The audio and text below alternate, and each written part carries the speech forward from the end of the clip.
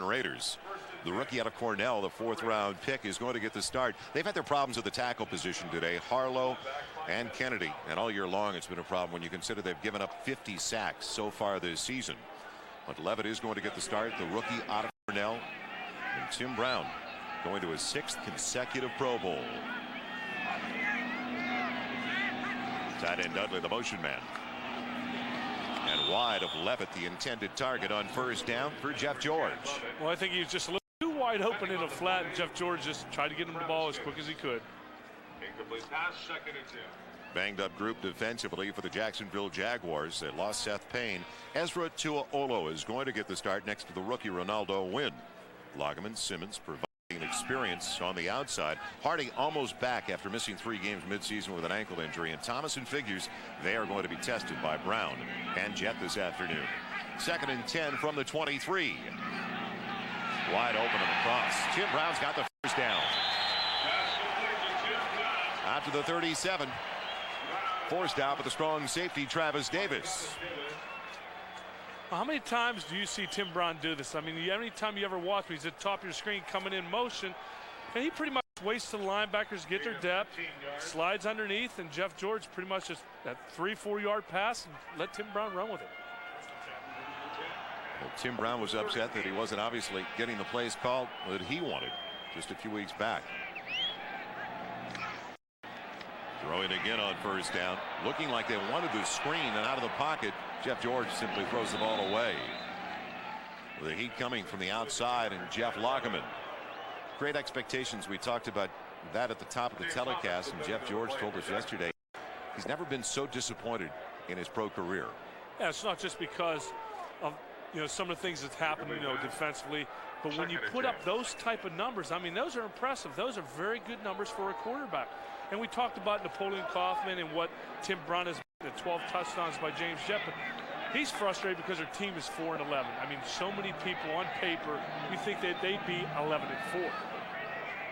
It's a 2nd and 10 situation. Tim Brown again beats the first man. Gets an extra 3-4 yards, getting away from the linebacker. Broke the tackle of Brant Boyer and takes it out to the 43. And you talked a little bit, Joel, about Tim Brown wanting to call his own plays. I think he just realized that in order for their team to be successful, he's got to touch the football. And if you're a coach, you'd almost think that maybe he's right. Maybe we should ask him a few plays that he would like. But I'll put it this way. He needs 3 catches, as you see here, to break the Raider record, and that's impressive in its own. With a new offensive coordinator this year, Ray Perkins. Former head coach in the NFL, and now a 3rd and 4. No flags on the play. And a first down reception again for Tim Brown. So now he only needs 2 more catches to surpass Fred Biletnikov's totals. He's the all-time receiving leader here.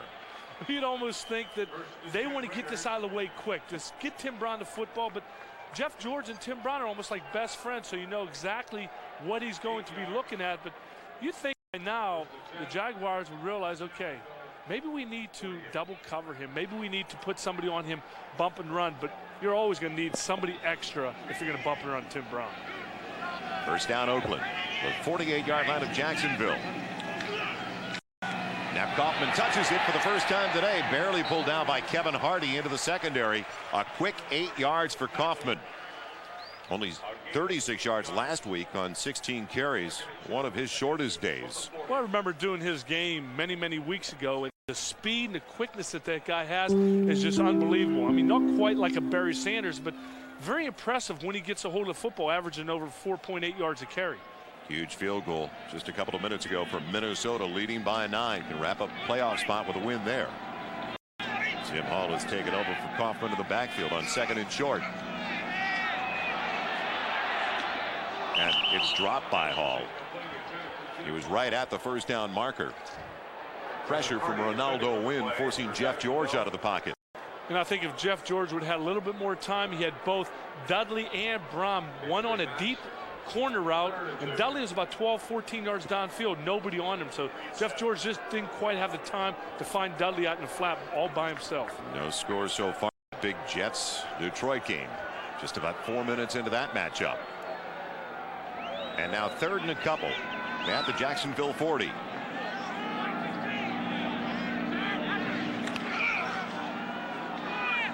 The ball deflected away from Ricky Dudley. Nice play with the linebacker, Kevin Hardy, second-year man out of Illinois. First-round draft choice last year. And, of course, you hear a few boos. They would like pass interference. But you see Kevin Hardy right there covering Dudley. And he's pretty much just trying to shield him. But that's pretty good defense. I mean, runs right into him. He tries to get open. It's almost called a lookie. Come across the middle, look for the football, and get in position where you can catch the ball and make that first down. They want the Raiders to go for it at 4-11. It's 4th and a couple, and they really did want the Raiders in Jacksonville territory to take a chance early. Aragoose doing a great job with a 45-yard average. Wobbles one out to Reggie Barlow. Their catch is taken in close to the 10. I don't know about that. I think 4th down and 2 around the 40-yard line. I'm going to go, what do they have to lose? It's been a phenomenal year for Mark Brunell, going to the Pro Bowl for the 2nd consecutive season. He was the MVP, you might remember, the Pro Bowl last year. Changes up front. Baselli, their Pro Bowl left tackle, is out today. Ben Coleman slides from guard to tackle. Jeff Novak, the reserve at tackle, moves into the starting lineup at left guard. Will they be able to pound Means today? They want to. Jimmy Smith going to the Pro Bowl, as well as Mark Brunell from that offensive unit, just like Tony Baselli. Brunell so efficient in the first half against the Buffalo Bills, and calling an audible right now. Means on first down into the secondary. First down and then some across the 25 to the 27. Shoddy tackling has plagued the Oakland Raiders all year long. 18 yards on the first drive for Means today, tripped up by the free safety Eric Turner. Not much penetration from this group this year. Russell, Maryland, McLaughlin, and Andre Bruce. Strength, their linebackers, Fredrickson, and Folston. McDaniel working with Carter today due to the injury to the other cornerback, Albert Lewis. He's gone with a knee injury. Brunell firing for Jimmy Smith, and it's taken in for another first down to the 38, working on Terry McDaniel. Going back, Joe, the last play when we talked about Brunell audible, and one thing that they told us, they wanted to outpace tempo so they can give him a chance once he's at the line of scrimmage to audible, and that's exactly what he did. And we're going to be keeping a close eye on that to see how quick they get up to the line of scrimmage to give him an opportunity to change the play if he needs to. And look at the urgency as they get up to the line of scrimmage with so much time still left on the play clock. First down from the 38. Brunell throwing the deep ball well over the last couple of weeks. His receiver falls down. No flag as he was going in the direction again to Jimmy Smith. Working up against Terry McDaniel. Well, number one, the ball really wasn't catchable, but anytime both defensive back and receiver are looking back at the football, or really pretty much step for step right here, they trip over each other's foot. You really can't call that pass interference. Just one of those things that happens. Area of emphasis to us yesterday from head coach Tom Coughlin. He said it's a good time of the year for Mark Brunell to be throwing the deep ball well. Maybe the best he's throwing it all year long. Did a couple of bombs last week against Buffalo. One to McCardell, one to Smith. Flags on the play. On second and short, or second and long, it takes it to the 40. Means for 2. It'll bring up 3rd and long. Russell, Maryland with the tackle for the Raiders. So now 3rd and about 8 coming up. Looked like the Raiders could have been offside. No flag on the play, though. I pretty much thought that they were. Great jump on the football. Maybe a little too soon, but again, the official, Johnny Greer's crew, no penalty. Drive started back at their 10. It's now 3rd and 8 from the 40.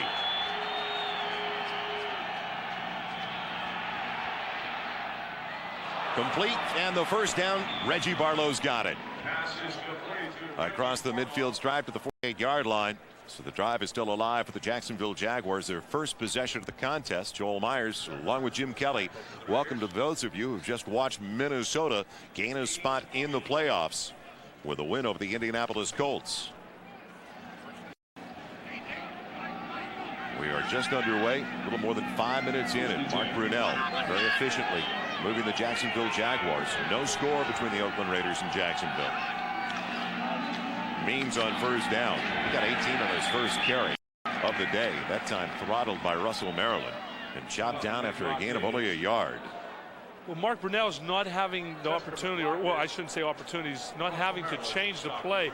The one thing I keep looking at because of what they told us yesterday about trying to get the plays off as quick as possible, they're leaving themselves between 15 and 20 seconds every time. That's impressive, especially if you want Brunell to take advantage of some of the things that the Raiders are going to try to do defensively.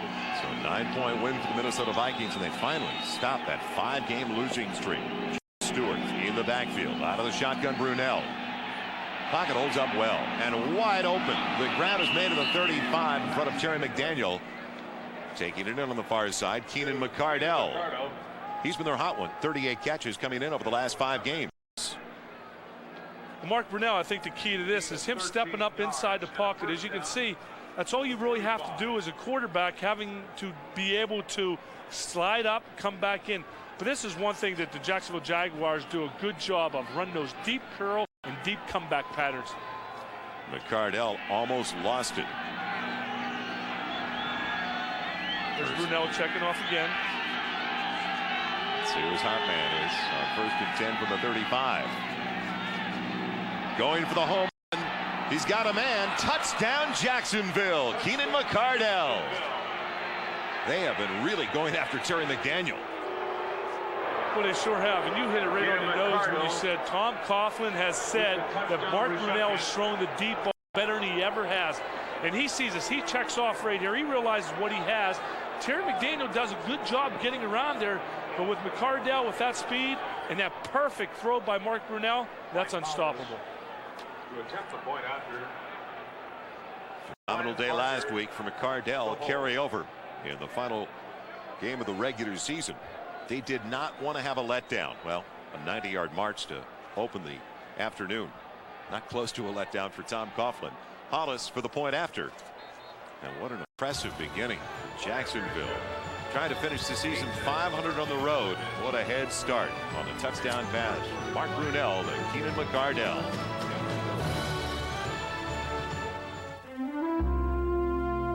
Budweiser has 12 breweries located across the country. The Budweiser that you get from your local brewery is usually the freshest beer available in the marketplace. As a matter of fact, an import in its home country will taste much different than it does by the time it gets here to the United States. An American beer brewed locally is going to be far superior in taste. Our policy is to have beer on the shelf no older than 110 days. Budweiser sells very quickly. The average age of Budweiser on the shelf is about 30 days. And compare that to an import, which could be upwards of 180 days or 360 days old. Having local breweries across the country in specific geographic locations ensures that your Budweiser is the freshest possible beer it can be by the time you purchase it.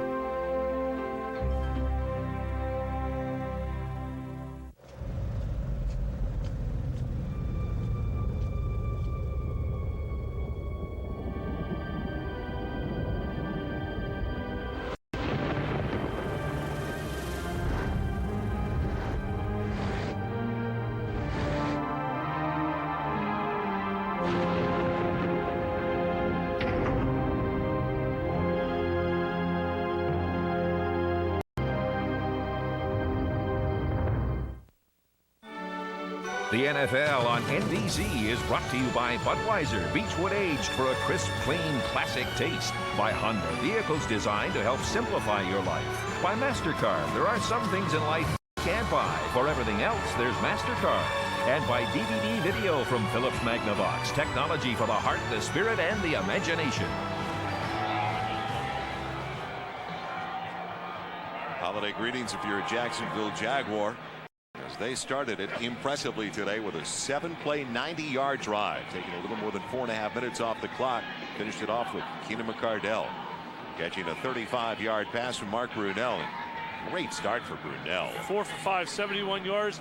Not bad at all. I think that coming into the game, we said that how important the running game with Stewart and Natron Means is going to be, not only in this game, but how important it's going to be into the playoffs, because once you know you have to travel to, whether it's Denver or whether the Jaguars play at home, they're going to need that running game. They cannot continue to lay all the pressure on Mark Brunell, making him come up with the big plays. I mean, he has all the weapons, two great receivers on the outside, McCardell and Jimmy Smith, but that's a lot of pressure on one individual.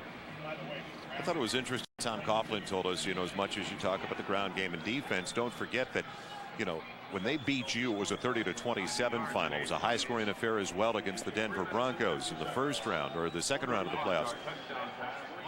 He emphasized they really have to score a lot of points. They know that going into the playoffs, that they better have their offense together.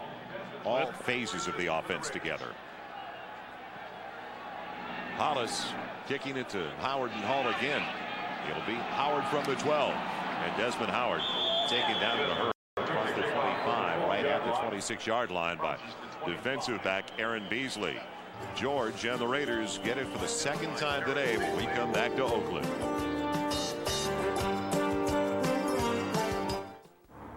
It's famous for highways and reducing wind to a whisper. It's as comfortable and quiet as you want it to be. It's steering wheel mounted audio controls that let you live your life like a movie and score your own soundtrack.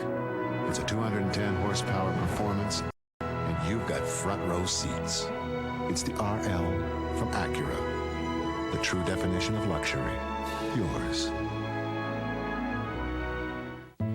Size 4 flowered dress, $45. $1 lipstick, $15. Haircut, $25. Autofocus camera, $260. 5 generations in one photograph. Priceless. There are some things money can't buy. For everything else, there's MasterCard. Accepted all over, even Photo Labs.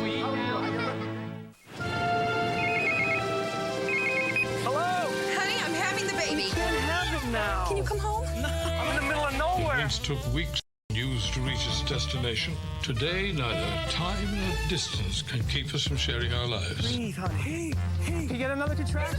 Keep counting. 5, 6, 7. Philips introduces ISIS, the cellular phone that can let you talk up to 6 long hours. I love you, honey. Honey? ISIS from Philips.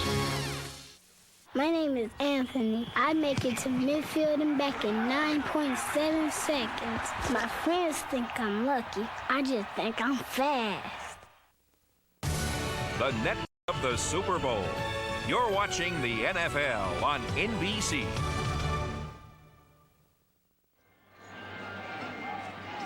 Jeff George took the Raiders down to the Jacksonville 40 on their opening possession before it stalled. Failed on 3rd and 2. The ball back to Jacksonville. Now they get it to their own 26. And Kaufman is buried in the backfield. Great penetration. Ronaldo Wynn, the rookie out of Notre Dame, their first-round draft choice. Well, Ronaldo Wynn is a run stuffer. He's the type of guy that you want up there. You want to be able to get into the backfield, get back here, force the running back to make his moves 2 or 3 yards behind the line of scrimmage, and that's exactly what they did. So a loss back to the 22. It'll be 2nd and 14. Showing the blitz. They pick it up. Wide open. Tim Brown. As wide as you will ever find him. For the 34. That's already his 4th grab of the day. Well, Tom Coughlin told us that they were going to come after Jeff George, but the only thing that they thought they were a little worried about is when you do blitz, you have to cover the outside receivers one-on-one. And when you got Tim Brown running by himself, there has to be a miscue in the secondary. He needs only one more catch now to overtake Fred Biletnikoff as the all-time reception leader here with the Oakland Raiders.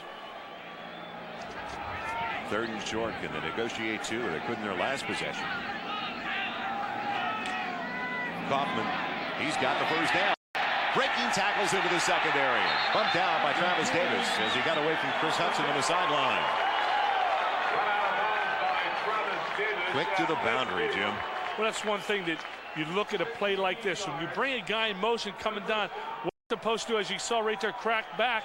And then you got a good lead block outside. We used to run it with Steve Tasker, a little guy coming down and being able to flick at the Thurman Thomas. And when you have speed like Kaufman getting outside, that play can only be a positive one.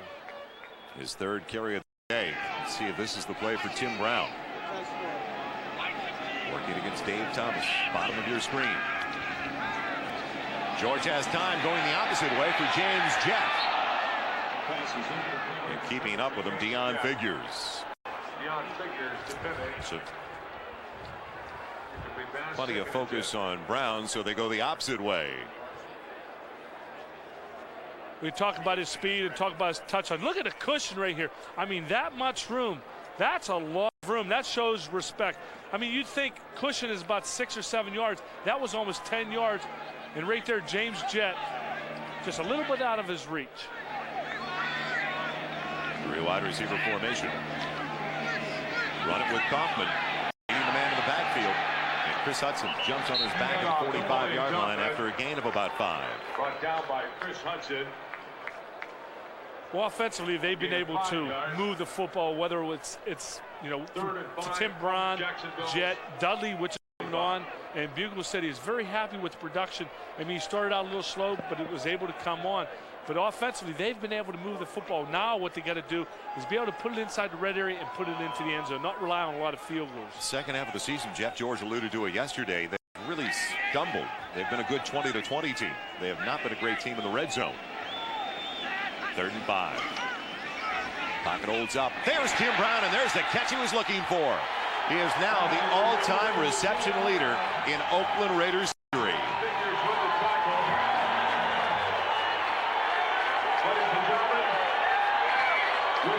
He has just surpassed the totals of that gentleman, Fred Biletnikoff.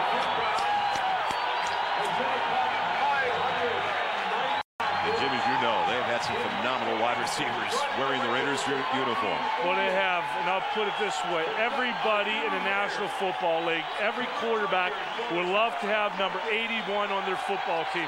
A leader in the dressing room, a quality person off the field, and probably one of the best receivers of all time, Tim Brown. Another look back at the record setter. And he's best when he's able to move, but just the route that he runs just goes to show that Tim Brown just doesn't have the great speed, but he runs routes to perfection. 590 receptions. Former Heisman Trophy winner in 1987 in his 10th year from Notre Dame. First down from the 25. Pocket, great protection. There's Jett inside the 5, losing it in the end zone, and Hudson's got it for Jacksonville. The ball scraped away by the big hit of strong safety Travis Davis. So Jett loses the handle, and Hudson, always around the ball, comes up with it. A break for the Jaguars as the Raiders fail to capitalize, close to the red zone once again. Bill, you forgot the receiver. End zone, yeah, everybody wants to make it in there and get 6 points. Got to wrap that ball up. 1st and 10 Jaguars. Stewart into the secondary. Huge yardage on first down from the 20 across the midfield stripe. Forced out by James Trapp. All the way up to the 46-yard line. A gain of 34, just about 34. And working to the left side where they're patched up a little bit on the offensive line. Well, you talk about, or so many things have been said about Tony Baselli, but they're used to running to the left side. They're not going to go the other way just because Ben Coleman's in there. He's an excellent player too. Not a Tony Baselli, but still, as you saw right there, a big hole.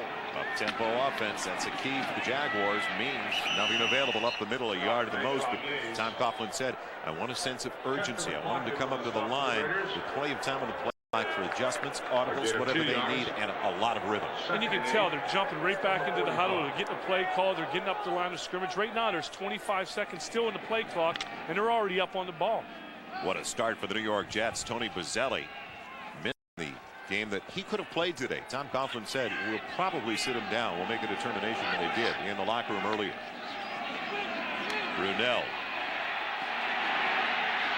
Good protection. And he's got a first down. Taking it in and taking a shot inside 35. Keenan McCardell, he hangs on to everything in his neighborhood. And Brunell really appreciates the recognition and communication. Oh, there's no doubt. Everybody does that. And Keenan McCardell, one thing that the receivers are taught, once the quarterback gets outside the pocket, do whatever you have to stay as close to the sideline, catch the football. He made the defensive back think he was going deep. He snaps it off, brings it back. Excellent job. First down to the Oakland 33. Nice adjustment by Natron Meads, bouncing his way inside the 30 to the 26.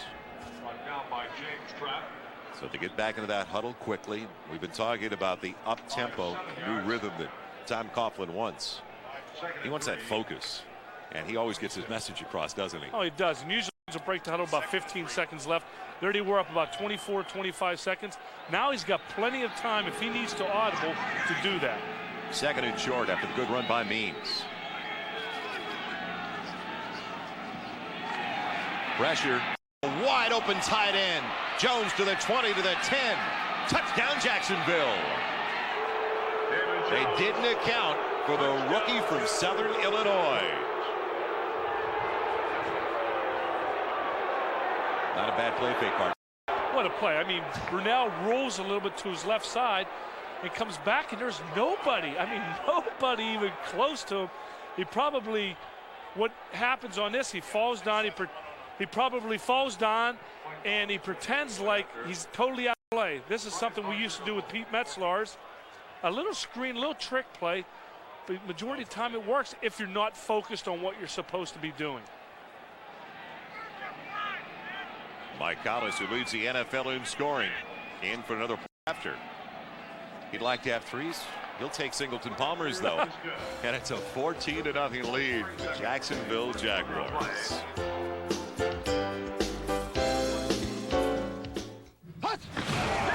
AT&T, it's all within your reach. Presents It's My Game. Okay, forecast for Miami. Torrential rain, poor visibility, and gale force winds for Dan Marino. More sloshing than slashing for Irving Spikes. Hey, when wet, go long. Look for O.J. McDuffie to reach high into the atmosphere, pulling balls out of that tropical depression. The barometer drops, the Dolphins soar. That's it for weather, and now to sports. 2 hours? All right, we'll be waiting.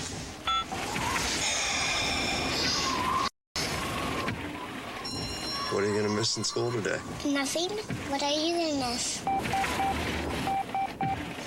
You want to see? Weather outside is frightful. Daddy, you got email. If I did, then I'm going to get some clothes out. You want to help me? Hey, you faxed it.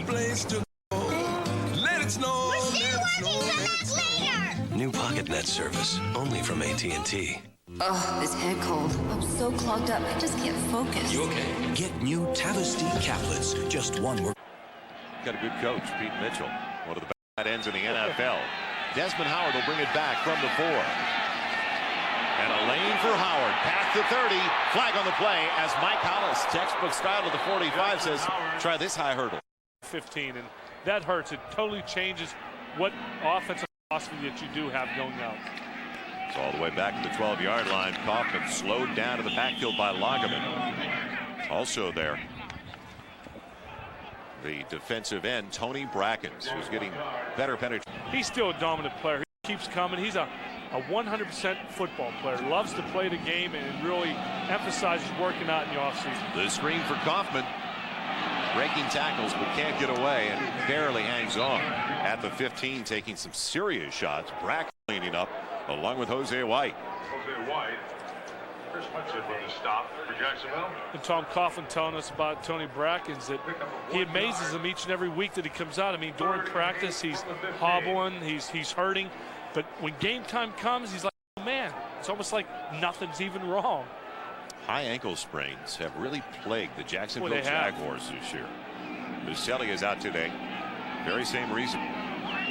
So now 3rd and long for the Raiders. Back at their own 15. Here they come with the blitz. George in trouble and on his way down, back at the 6. Came out of the secondary from the strong safety, Travis Davis. Jaguars are on a roll early today. 7 and on both sides of the ball, partner. On the well, you see what they do. Barlow is 4th in the AFC with a 12-yard average on punt returns. And a returnable one if he can get 2 at a low-line drive. He'll stay away, though. Play it safe. Plus territory coming up for the Jacksonville Jaguars. The short fielders will get it inside the 45 near the 44. They go for some defensive help. They need to rebuild there. Certain age on the secondary positions as well as Brunell throws it in the direction of his tight end. Up and bring him on.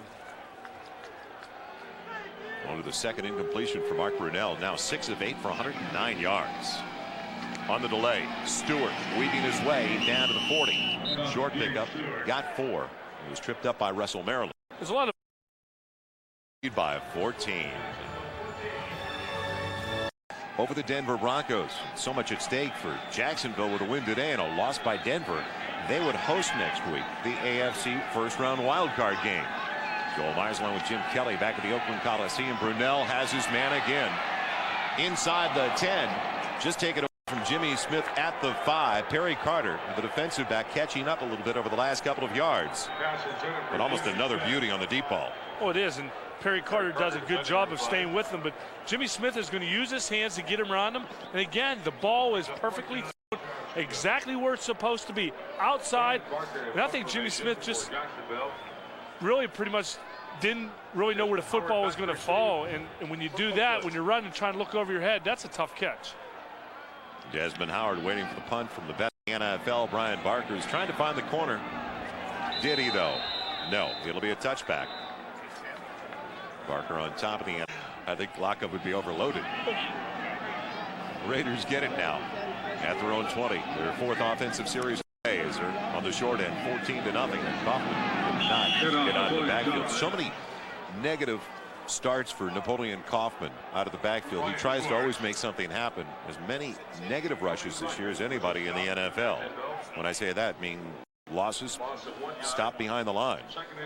And then sometimes those type of running backs that feel that they have the quickness to make it. Barry Sanders, I mean, I know how many times he's made cuts and got losses, but they're so quick and have so much confidence in their ability that they'll do that. 6 carries, 24 yards now for Kaufman. They show the blitz from the linebacker. George going the other way. Tim Brown right on target for another first down. And with that catch, Tim Brown now has overtaken Todd Christensen for the single-season reception record for the Oakland Raiders. He's got 96 on the season. Christensen had 95. After records, I know. Tim Brown's one of the smartest receivers. He doesn't take a hit that he does. I mean, you look at a guy coming there, he just goes right down. He takes one anyways right in the back. But Tim Brown knows when he's going to get hit, he's going to either run out of bounds or go down. His 6th catch of the afternoon. Kaufman belted in a hurry. Right at the 31 where he started by Eddie Robinson. A half a yard at the most. Eddie Robinson with the tackle. So they've shut down the running game after an early sprint for Nap Kaufman. You talk about Eddie Robinson. I mean, he's had 10 or more tackles in 16 games last year. And this is a guy that he's always around the football. Just a heck of a player. And when he went to Alabama State, he went on an academic scholarship. He walked on to the football team. He's in his 6th year. You always see defensive guys point. It was him, this guy right here. Don't worry, the official's going to let you know. 27, offense. Still 2nd down. Well, he's got Johnny Greer telling him. He's got all the defensive linemen pointing at him. That's the only thing bad about an offensive lineman. As soon as they do something wrong, everybody knows it. Been a tough stretch over the last 4 to 5 games for not only Pat Harlow on the left side, but Lincoln Kennedy. Kennedy on the right side in his 5th year out of Washington. 2nd and 15, back at the 26. Good protection. Tim Brown again, catch number 7. Little pitch and catch for these two as he settles in at the 34 in front of Deion Figures. I mean, you're going to get as much cushion as you need. I mean, look at this. That's almost 10 yards. He does come up to a certain point, but Tim Brown's a very smart receiver. He's going to find a hole. Jeff George knows exactly where he's going to be, and they're going to put the football right there. But that's inside the 20, from 20 to 20. They need to put the ball in the end zone. They lost the ball in a fumble inside the 5. He joins us a little bit late. Now 3rd and long.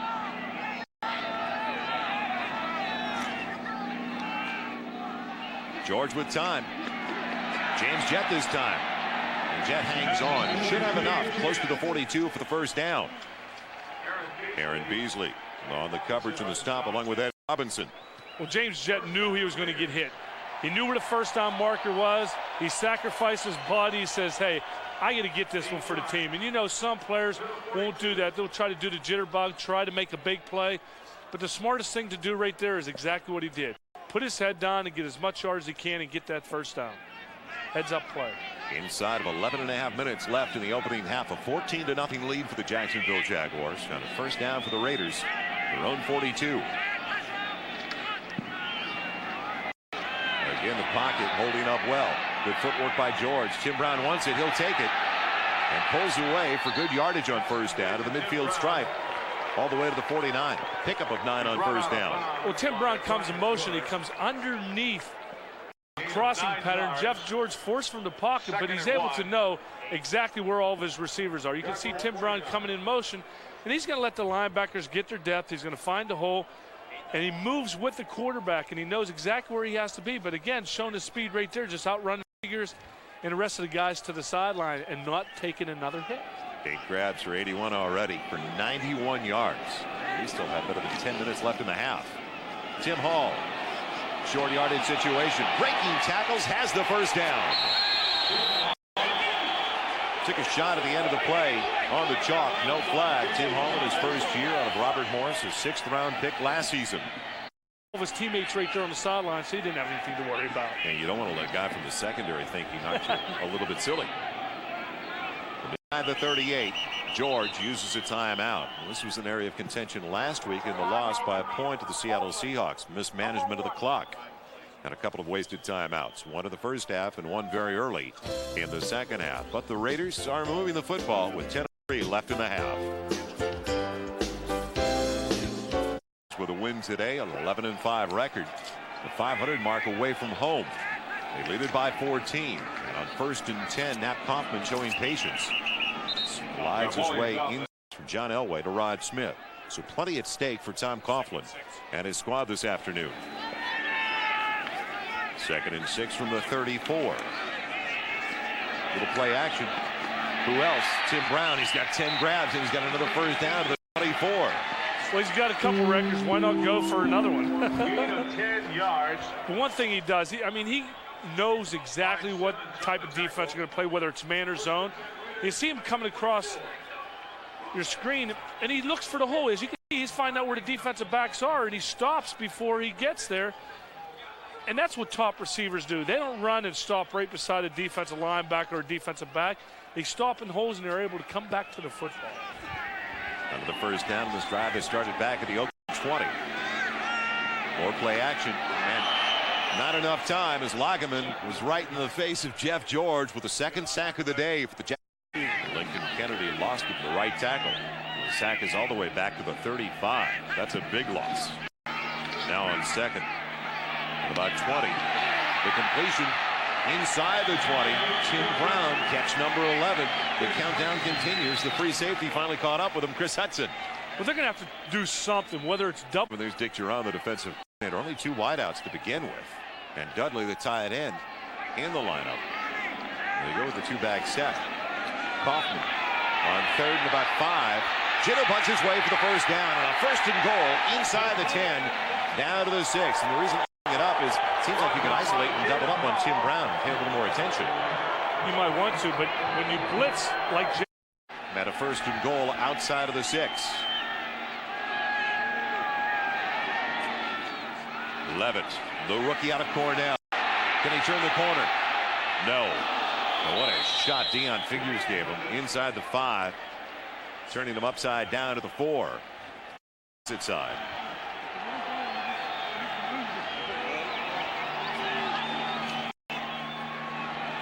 George needs time. They've got him around the ankle. He throws it away. And will there be a flag from Johnny Greer? Yes. After deliberating, he looked around. A grounding call against Jeff George. You hear booing, but that's exactly what it was. Joe Bugle and 3 with 25 yards so far today. So the wind kicks up at the backs of the Oakland Raiders. Now on 3rd and goal from the 15. Collapsing. George has time, though. Back of the end zone, overshoots James Jett. Winning this year at 12 of 21. He's missed his last 2 in a row, 3 out of his last 4. And this is going to be a 33-yard attempt out of the hold of Aragos. This time he nails it. First points of the day for the Oakland Raiders, but they stall after they had that 1st and goal from the 6. Still an 11-point lead for the Jaguars. Reggie Barlow and Mike Logan. Barlow, their home run. Ford really gets into this one, and Logan will stay about 5-6 yards into the end zone. It'll be a touchback. When we come back, Jacksonville will have it offensively for the 4th time today, leading by 11. Monday in the wild card. It's right here on NBC. What a start for the Jets, and also Mark Brunell and the Jacksonville Jaguars, leading 14-3 with 5:47 left in the first 30 minutes of play. Natron Means plugging his way across the 22-23. Big game for the Broncos today, with an update on that. All right, Greg, and the Jaguars right now up by 11. Love to host a game and need help though from San Diego, as Natron Means on the dump off loses it at the end of the tackle. It looks like the Jags did come back up football though near the 28-yard line. It looked like the offensive lineman Jeff Novak covered it. Well, Natron Means coming out of the backfield. Mark Brunell just looks downfield, and he pretty much knew he was just going to make sure the linebackers got their depth and just dump the ball off Natron Means. He doesn't want to force anything right now. Lorenzo Lynch punched it out of there. Novak did cover it. 3rd and short, moving the pocket for Mark Brunell. Wide open, Keenan McCardell got away as the slot man. He's got it to the 45. Looked too easy. Every time I see a quarterback sprinting out like that, reminds me of the run and shoot. And any time that you're in the slot, you know you only need a couple yards. And Mark Brunell is the type of quarterback that loves to throw to his left side. And when he's got all those receivers, Jimmy Smith, Barlow, Jackson, and Keenan McCardell, hey, which one should I throw it to? First down from the 45. I like the up-tempo offense they're going with today. It's been very efficient. After the play fake, Brunell finds time at good yardage. Taken down in the open field by Terry McDaniel. They wanted to fumble, they won't get it. He gets 8 yards instead on the scamper. Brought down by Terry McDaniel. Our 10-minute ticker at NBC. Minnesota gaining an entry into the postseason, snapping a 5-game losing streak. Talked about the importance of the Jets game. Big win for Washington and Jeff Hostetler as well. But the Jets with a 10-0 lead, they are in with a victory over Detroit today, and then it's an elimination game tomorrow night between New England and Miami. The winner will be the winner of the AFC Eastern Division title. James Stewart, nothing available, a half a yard, wrapped up quickly by Rob Fredrickson. We look what Kansas City did. It's going to be hard for any team to go into Arrowhead Stadium and beat the Chiefs. I know the Denver Broncos play there once every year. The Jaguars, as you saw the score, Denver up, will have to travel to Denver. And the Broncos are going to remember what happened last year, but also the Jaguars are going to be sitting there saying, hey, we've done it before, we can do it again. Plenty of positives going into the postseason for Jacksonville. And Jacksonville coming up on 3rd and short. Uses their first time out of the first half. We've got 3:02 left in the first 30 minutes of play. Great start continues for Tom Coughlin and the Jaguars. Means took from safety Lorenzo Lynch, went over to the sideline, hurting, and they put an extra sleeve on that left elbow. Now on 3rd and about a yard and a half, over the head of the wide receiver. He wanted Willie Jackson on the far side. He did, but Mark Brunell really couldn't step into it the way he wanted to. He knew he was going to be rushed just a little bit, and just let that one sail over the head a little. Check that. Keenan McCardell instead. 87 over the far sideline. And he was available. Oh, he was. He was open, but Mark Brunell has done an excellent job finding his receivers, and that one was just a little bit too high. Desmond Howard waiting outside of the 10. Brian Barker, his second punt of the day. And a beauty. Takes a Jacksonville hop. Stays inside the 10. They'll grab it right around the 9-yard line. Raiders in a hole. Getting it back offensively in an offense that has not been able to produce touchdowns. They've had a good, then they've had awful games. Ray Perkins, the offensive coordinator, question marks about why they lose it to Kansas City, a division opponent, 30-0. I think it all stems back to some of the close games that they did have earlier in the season, losing a tight one in Kansas City, and just so many different things have happened to this team. I mean, you can always pinpoint, say the defense hasn't been playing well, but like Jeff George said earlier, the offense hasn't really been productive lately. Yeah, they moved the football, but right now, as you can see, the only way they've been able to move the football is getting in number 81's hands. Jim Brown with 10 catches so far today. George with a flag on the play. Widely intended target, Dave Thomas on the coverage. Holding call, you would think, because it was thrown, yes, by Johnny Greer. Not much going right offensively for the Oakland Raiders in the first half, with the exception of those 10 grabs for Tim Brown.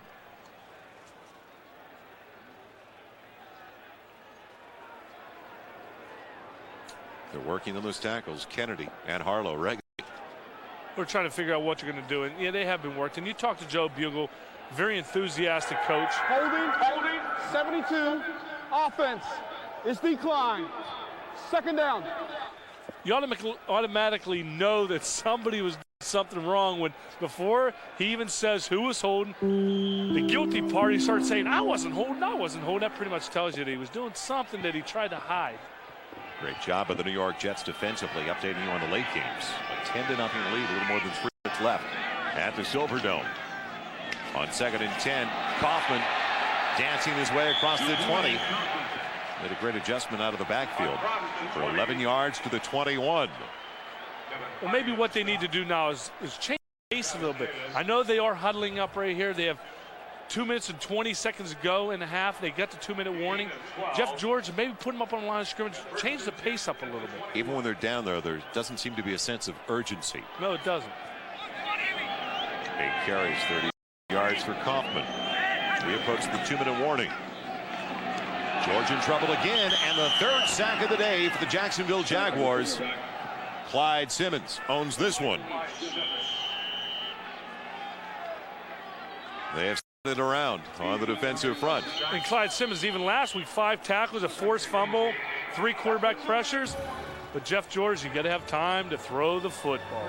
The offensive frustrations continue for the Oakland Raiders, who had 5 catches last week. He's still looking for his first one today. Second-year man, first-round pick out of Ohio State. Started his football career, story well documented. Basketball player for the Buckeyes. Started his football career very late, at least at the college level. And now 2nd and long. George trying to set up the middle screen. Kaufman. They catch up with him in a hurry.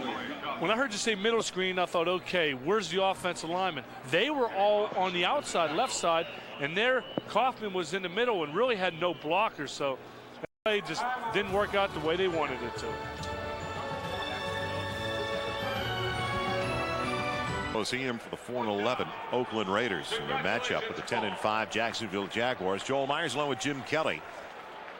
Raiders 1 of 3 on 3rd down. Jeff George has been sacked 3 times already. And with 1:45 left in the half, it is 3rd and 13 for the Raiders outside of their own 18.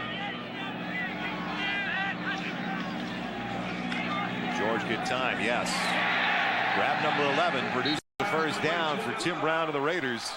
Collared by the strong safety Travis Davis.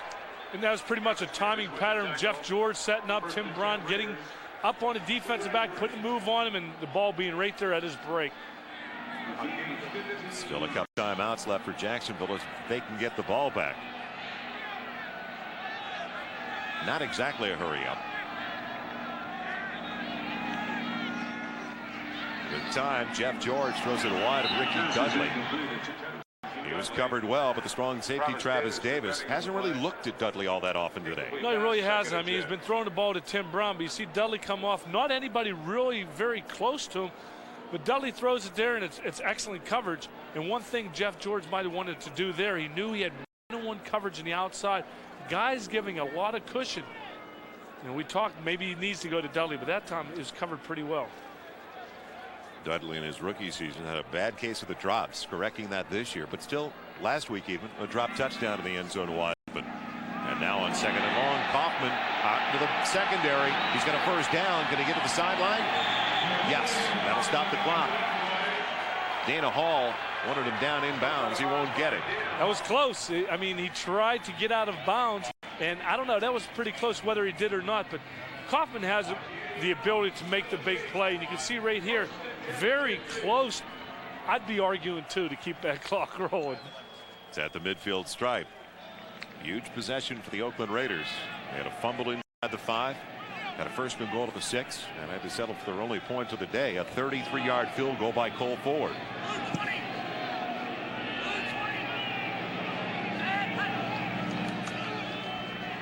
Heat coming on George. Slow him down and put him down. Back near the 40-yard line, Joel Schmengi, the first one, along with Ronaldo Wynn helping to clean up.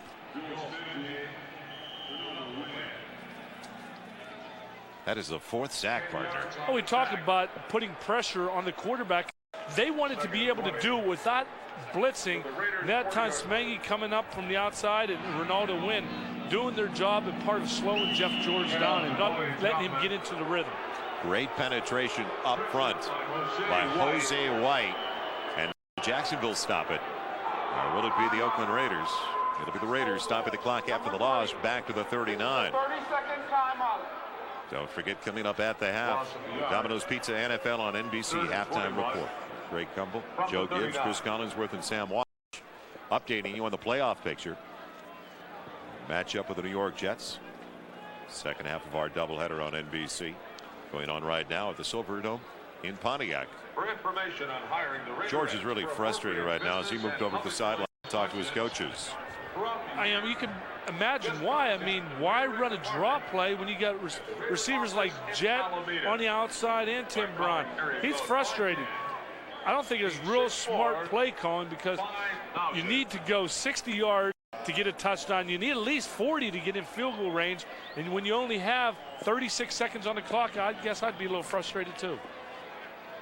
They go to a 3 wide receiver alignment as Truitt comes into the game.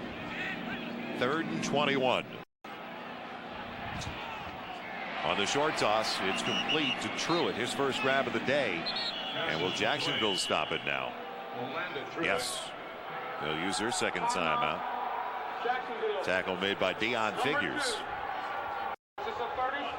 So Aragoose ready to punt for the Raiders. The fans that are here that have been diehards for the Raiders this year upset with what has developed. I don't know if I would have called a timeout being Jacksonville. I don't know really the reasoning behind it, because if they do punt the ball away, they're going to have bad field position, and you pretty much will down unless they're thinking about going after the Raiders and try to block this kick. One timeout left for the Jaguars. They do have a home run threat. Don't forget Reggie Barlow. He's already brought back a kickoff return for his score this year. He's 4th in the AFC, 12-yard average on punt returns. And they get to Aragoose. They were trying. The fair catch called for. Barlow's got it to 10. Behind the play. Little extracurricular activity. Hey, it's the game of football. You got to have a little pushing and shoving. I mean, that's what it's all about. You got to get a little bit. 30 yards. Most of the 130, they'll come in the first 15 minutes of play. I wonder if it's going to be a draw. Hail Mary. Let me see. Underneath, Jimmy Smith pays for that reception. James Trapp wrapping him up. I don't really understand what they're doing here, because you take a chance of the quarterback fumbling the ball, an interception, a receiver getting hit and fumbling it, and all of a sudden giving life back to the Oakland Raiders. I think that's the smartest thing to do. Let the clock roll out. Let them go in the locker room with a lead, 14-3. It's halftime in Oakland. 11-point lead for the Jaguars. Let's head to the studio now with Greg Gumbel and company. Almost identical in total net yards offensively. But the Jaguars did capitalize when they had the opportunities. The Raiders squandered theirs as Barlow waits for the kickoff from Ford. And he'll stay in the end zone with the urging of Mike Logan. So an important early drive in the second half for the Jacksonville Jaguars. They didn't score a point in the second quarter. The ball down the field, score some points, but all of a sudden they get a little conservative, and what they need to do is just open it up and let Burnell do its thing. Means, despite the on the elbow, stays in the game to start the second half, lunging across the 22 near the 23, wrapped up by James Trapp. Big problem for the Oakland Raiders, and we were talking about it yesterday. Their top 2 tacklers are members of the secondary. Oh, when you have that, that just goes to tell you that a lot of the other guys aren't doing their job up front. And that's probably one of the main things that the Raiders are going to have to work at. Make sure that, you know, your safeties and your strong safety and free safety are not making most of the tackles. And Turner, who you just saw, Trapp, are on top of the tackle department. Underneath, James Stewart doing a good job to slide away from Fredrickson momentarily before he's chopped down by Beekert. Just short of the first down. And you talked about Trapp and Turner leading it. Damon Shelton In the two tight end set. Means, forget it. Never known for his vertical. Means not exactly looking like Marcus Allen on that play. Loss of a yard. Rob Fredrickson with a good penetration.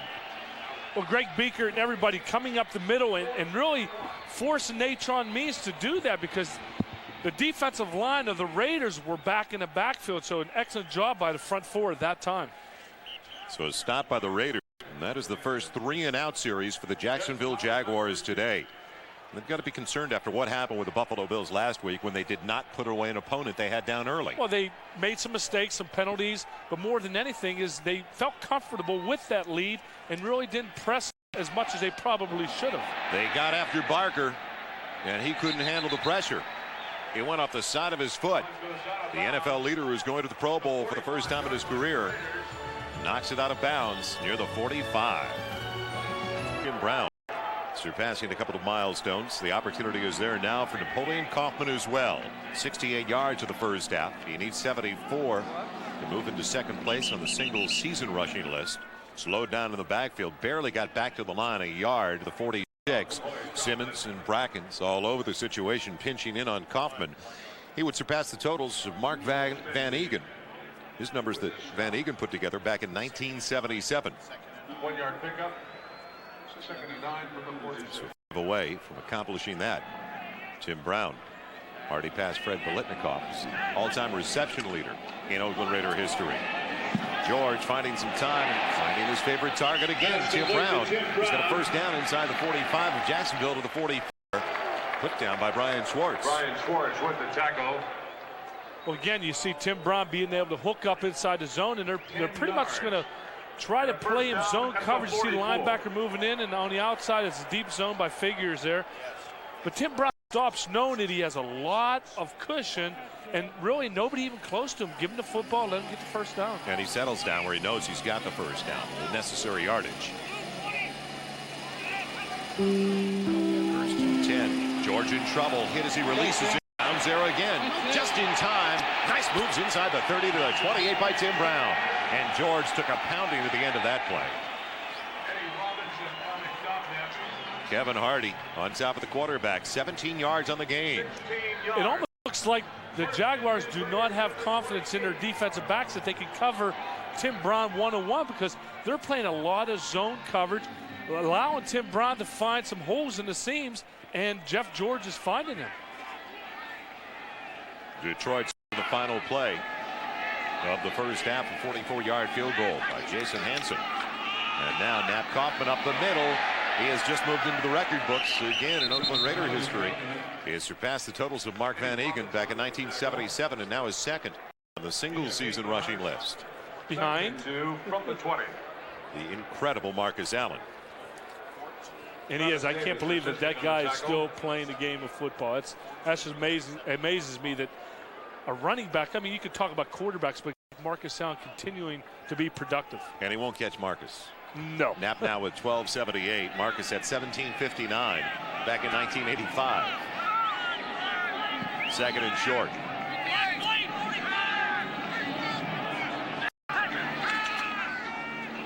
Quick one on the audible. Right through the hands of Tim Brown. Almost disastrous if Dave Thomas is right behind Brown off to that side. I was just going to say that because that came right off Tim Brown's hands and almost in Dave Thomas's arms. But Jeff George audibles right here. He sees the cushion they're giving Tim Brown. But again, number 81 running a little bit before he had the football. Brown already with a career best 13 grabs today. So now third and Kaufman, will he get there? I believe he did by a yard. Inside the 18 down to the 17. First and 10. Robinson, Loggeman combining for that stop.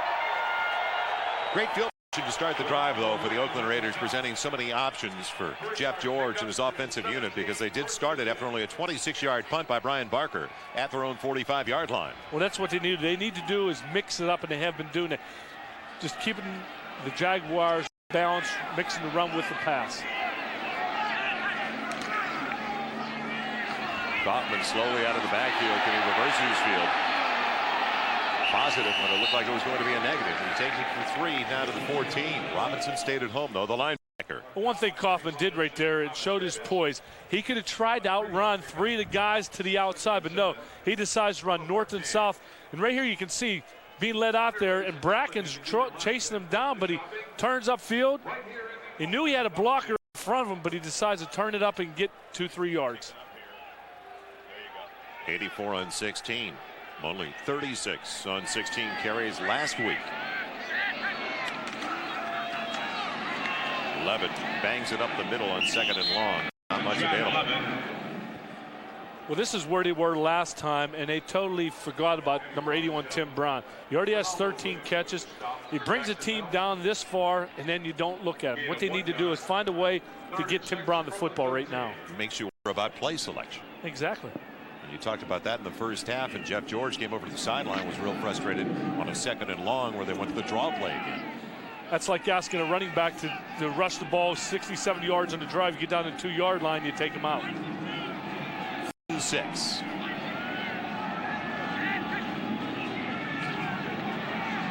Over the middle, James Jett. Did he get the first down? Looks like he got a great spot. He was right at the 7. Jaguars really upset their safeties Hudson and Davis. Will have the first down at the 6. 1st and goal. Raiders are familiar with this position, though. Been there before. Well, again, the key is they're only rushing 4 guys. They don't come with a blitz. They put a zone defense in there, and pretty much James Jett is doing what Tim Brown was doing. Just find a crease, find the zone where there's a hole there, and just sitting down inside there, and Jeff George is finding them. And you can see from that mark, he did get a great spot. He gave up a yard, trying to curl it to the outside. They knocked him down to the 7. They spotted him to the 6. 1st and goal. Second time it's been 1st and goal to the 6 for the Raiders. The toss sweep.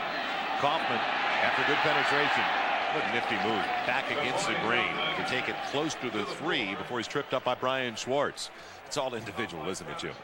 Well, right there it is. I mean, he got the pitch to the outside.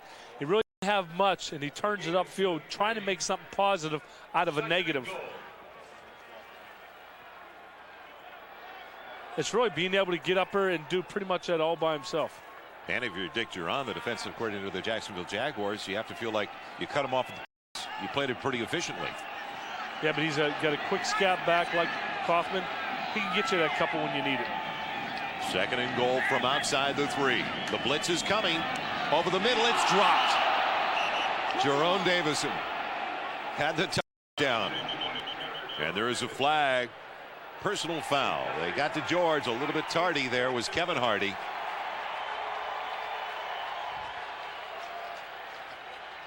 And a fresh set of downs coming up for the Oakland Raiders. And Hardy's right there in Johnny Greer's face wondering, I didn't hit him late. I didn't hit him late. Personal foul. Roughing the passer. Number 51. Defense. 1st down. Let's see if he led with the helmet. Well, if he did, I'm sure he's going to be talked to a few players. But that's one thing you can't do. You cannot hit, it doesn't matter who it is, in the helmet. And I'm sure Kevin Hardy didn't mean to do that. But when a hand is to the face and almost through the face mask, you're going to get that penalty every time. That is the first penalty of the day against the Jacksonville Jaguars. Levitt behind Davison in the eye. George back of the end zone. Dudley, touchdown Oakland.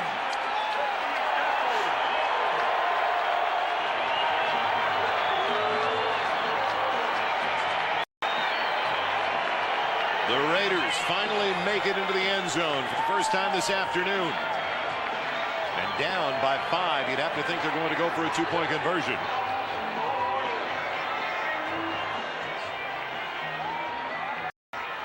We were wondering when Dudley was going to get the football, and a perfect timing. And when you do run that type of play, you put 2 guys out into the flat, one on the upper level, the other one pretty much trying to keep the linebacker close to him and throw it to a big guy like Dudley, 6', 250 pounds. 7th touchdown reception. The Raiders 2 for 5 so far on their 2-point tries. Looking into the direction of the other tight end and batted away, and it was actually Levitt. The running back, Eddie Robinson, perfect timing with the hand on the ball. So still a 5-point lead for the Jacksonville Jaguars with 7:06 left in the 3rd quarter. Here on the right side of your screen, And when Jeff George goes back to pass, a little play action fake, I think the running back might have went the wrong way. But he does an excellent job getting rid of the football before Brackens gets in his face. And, of course, Dudley being that big target, that's pretty easy. You've got to find Dudley, though, and he was absent in the first 30 minutes of play. 11 plays, better than 6 minutes on the drive. Tim Brown has 13 grabs. Ricky Dudley just becoming a part of the offense now here in the second half. And with the wind at his back, pull 3 yards deep. Reggie Barlow won't make it to the 20. Jerome Davison downfield. Good coverage on the special teams. Jacksonville for the second time will have it offensively when we return. IBM to produce the game's official website. Get a sneak peek of our plans for San Diego as well as a complete playoff analysis. All on the internet, superbowl.com. 1st and 10 Jacksonville. And Brunell is going to call an audible. He's still got plenty of time on the play clock. James Stewart crashing his way across the 20. Brought down by Darrell Russell, the rookie from USC, who we've not called all that often today. 2nd overall selection in the draft process. I think Mark Brunell saw what the defense of the was doing. They thought, or I should say Mark Brunell thought that they were going to come in with a blitz, and he knew that the strength of their defense was on the right side, so he audibled to a run.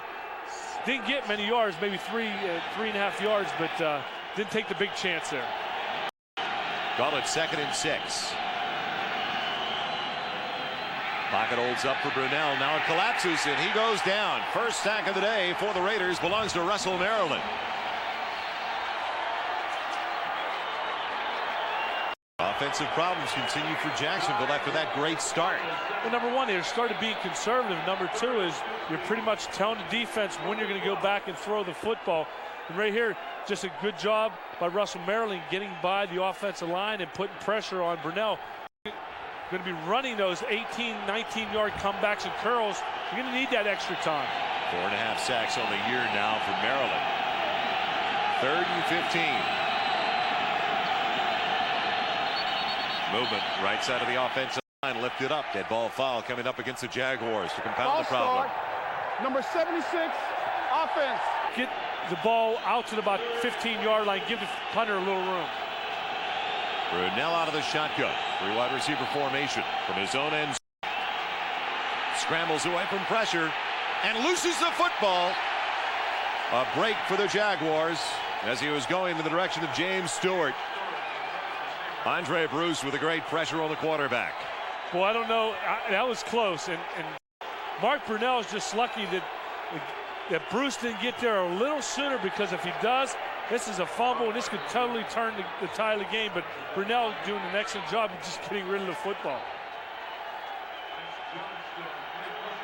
Very fortunate, but he got rid of it, and it wasn't a fumble as Barker from his own end zone wobbles out a low one. Howard stays away from it. It takes a Jaguar roll. They got a break that time. And now a flag at the end of the play with the ball covered at the 39-yard line. And more flags coming in late. Late? I just saw yellow flags after yellow flags flying. I don't know. They weren't Christmas greetings. That's for sure. It's the first time this crowd has ever even made some noise today. There aren't many here at the Oakland Coliseum to begin with. It's a 14-9 lead for Jacksonville. So they give the ball right back to Oakland.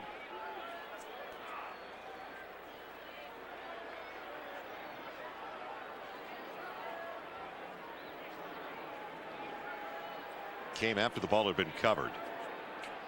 We have 2 fouls on the play. Personal foul, number 57, Jacksonville, will be declined. Illegal blocking back. 47 of the Raiders will be accepted, and they retain the ball. First down. So the call going against Oakland, but still solid field position for the Raiders when we come back. Pressure's on the defensive unit now, the Jacksonville Jaguars, because the offensive unit has gone to sleep over the last 4 possessions. Updating you on other scores. Our 10-minute ticker. And some big games late today. Huge win for the Redskins monster win for the Minnesota Vikings. Kansas City just cleaning up some work, getting ready for a bye. Jeff gets to 500 with his squad, and the Raiders get it back at their own 38-yard line. Only down by 5 all day long for Jeff George. Underneath, it's Snap Kaufman. Dancing on the sideline and knocked out at the 42 by the free safety Chris Hudson. George now 21 of 31 for almost 220 yards and completions, and it looked like it was going to be those kind of numbers for Mark Brunell. The Jaguar offense has been dormant since early in the first quarter. The Lions coming up with another field goal in that huge matchup. 10-6 Jets. Jason Hansen with his second field goal of the day, 2 from 44 and 25 yards away. And that is going to be an incredible battle down the stretch in Pontiac. George on the play fake, little pop pass. Kaufman can't hang on, and his quarterback certainly paid for it with Lockman crashing in on him, and Clyde Simmons as well. Well, Jeff George is getting up slow, and it's one of those screens where you know as a quarterback you're going to get hit, but you try to get rid of the football before those guys get there, and Lockman pretty much burying Jeff George. And when you come down with the weight on the quarterback, you know you're going to feel all 260 pounds. And you say you want to come back after watching Jeff George get planted into the turf here? Jeff George, Brunell the last time. Yeah, big if. 4:43 remaining in the third. A 3rd and 7. George over the middle. The tight end Dudley can't hang on. He got a first down to the 45. So all going back to the Jaguars, and the Oakland Raiders wasting great field position. Well, they did. Somebody's got to come up with a play. Right there, it was a low pass, but Dudley, tight end being that big, is a little bit hard for him to bend over, I guess, that far and catch it. But that's a ball at majority of time, the tight end's going to make that catch. Leo Araguz punting it back to Reggie Barlow. Barlow waiting outside of the 15. Has not been able to really break one today. Araguz bringing down the high snap and sends out beauty. With the wind at his back, Barlow from the 6. No blocking out in front. He pays. He's only to the 7-yard line, so a hole once again offensively for the Jaguars when we come back in a tight affair with 4.5 minutes left in the third. You're watching the NFL on NBC. Welcome back to Oakland. Joel Myers along with Jim Kelly. 4.5 minutes left in the third quarter. Very quiet second and now beginning of the third quarter for Mark Brunell. He's thrown for 140 yards and a couple of touchdowns. Most of it came in the first 12-minute play. First down from his 6. But he gets some breathing room. He'll do it on his own across the 10, sliding down near a first down. They'll put him down just across the 15. He'll be short of the first down by a yard. But Brunell last week threw for 317 yards. All of a sudden, that offense has been shut down completely. They are, and they did it last week too, because I did the ball game where they get up on a team and they sort of sputter a little bit. They start getting a little conservative. I like what they did right there. At least he dropped back, and you see Gunther Cunningham here. And the thing about it is you have to be able to mix it up, keep these guys off balance. On the carry, Means carrying tacklers with him across the 25 and the 27. Finally knocked down by Eric Turner. And we talked about how much Natron Means is going to mean to this ball club, especially in the late games last week, this week, and into the playoffs. And he only has, I think, 42 yards on 9 carries. And what Natron Means has to do is he has to start producing, not only him, but the whole running game. More and more is it's a huge leap for the Denver Broncos, and with the Jacksonville Jaguars on the road next week at Denver. First round wild card game. Brunell with pocket holding up finally, finding Keenan McCardell. He takes it up to the 35. It's about 8 on first down. Coverage provided by Terry McDaniel. And McCardell, another one in the first quarter, who had a great start over the first 2 drives, but hasn't been heard from since. 5 catches today for McCardell, so over the last 6 games, he's got 43 receptions. What a finish. Second and short, and they won't get the first down with Means. And we from the tackle spot. Now, can they pick up a little less than 2 on third down? Brunell could run for it, and he finally will. After looking downfield, he'll take the down on his own. The added dimension. Told us earlier this year he didn't want to lead the NFL quarterbacks in rushing. So now a first down across the 44. Finds some time with play fake all day. Throwing the deep ball for Jimmy Smith, and it's back away. The safety coming over, Eric Turner, to help out the corner. Well, Mark, Very collection. What a story for somebody who was out of football in '94 after being cut by the Eagles. The dump off. Stewart making a miss. Does it again, and he's got the first down. Knocking down the defensive back, Perry Carter. Do you think that juiced up his sideline a little bit? Just a little bit, and you love seeing a guy get excited like that. Talked with James Stewart. I said to him yesterday, what about the screen? It hasn't been there. He goes, whenever I walk onto the field, defenses now, they scream. They're always looking for it. Plenty of time to find Jimmy Smith, Mark Brunell, and all of a sudden, the offense finding a rhythm again for the single time. And again, as I look out there now, a good 8-9 yard cushion. Almost 10 on that far side. They'll take it again right after it. Jimmy Smith, first down to the 11. He had to be about 10 yards off the wide receiver. He was. I look back out there, and I don't know what they're thinking about, but Joe Bugle's got to think, what are these guys doing? Look at this. There's probably, see, it's at least 10 yards off, maybe 11 yards off the ball when he's backpedaling beforehand. And if I see that, and we talked about Mark Brunell wanting to get that tempo going a little quicker, he's able to audible. He's able to do those type of things when you have extra time. That'll be the final play of the third quarter, and a strong finish the third quarter for the Jacksonville Jaguars. They've got it 1st and 10 at the Oakland 11 when we come back, leading by 5. Come right back. Brunell and the Jacksonville Jaguars are looking for their first points of the second half. They've got it 1st and 10 at the 11 of Oakland. Drive started all the way back at their own 6-yard line. And Brunell's checking off. You might see the outside and hand off to Natron Means. Means breaking through inside the 5 all the way down to the 3, hanging onto the ball as they tried to take it away with Terry McDaniel wrapping up the running back. A couple of field goals by Hansen, final play of the half, and early in the third cut that deficit down to 4. We've been told that Barry Sanders is basically under 30 yards. The last update we had midway through the third quarter, so Bill Parcells' defensive unit really getting the job done at the Silverdome on the turf in Pontiac. 2nd and short, 2nd and a couple. Outside of the 3 for Brunell. Stewart up the middle. And it looked like they almost got him around the face mask. Chester McLaughlin had him low. Russell hanging on, almost had the cage. And you know James Stewart knows where the end zone is. He had to pay the price, getting a couple good licks in by the Raiders linebackers.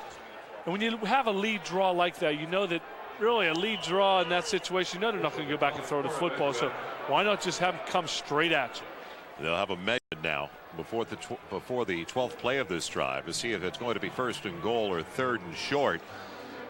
And one of the real strong suits for the Jacksonville Jaguars, we frequently talk about Mark Brunell and all the touchdown passes, but the touchdowns on the ground, 8 for James Stewart, we just saw, 9 on the ground this year. For the other running back, Natron Means, tag on a couple of more on the ground for Mark Brunell. That's one of their strong suits. Oh, it is, and you got to realize once you get down to this 5-yard line, when you have backs like Stewart and Natron Means, receivers that can get open, they have all weapons. So defense really can't key on one particular part of the offense. They have all those weapons. Who knows who Mark Brunell is going to this time? It is 3rd and less than a yard. They get the first down just inside the 1. Means, can he get to the marker? Great penetration. Chester McLaughlin, when he shows up, he's one of the best tackles in the game.